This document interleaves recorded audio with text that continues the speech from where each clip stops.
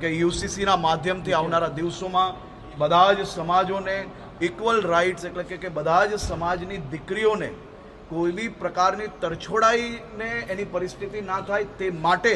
આ યુસીસી આજે લાવવામાં આવી રહ્યું છે. યુસીસી એ કોઈ એક ધર્મ માટે નથી, પરંતુ બધા જ ભારતીયો માટે એક સમાન છે. હું રાજ્યના મુખ્યમંત્રીશ્રીને, રાજ્યના સૌ નાગરિકો વતી ખૂબ ખૂબ અભિનંદન આપું છું કે આપ સાહેબે આ વિચારીને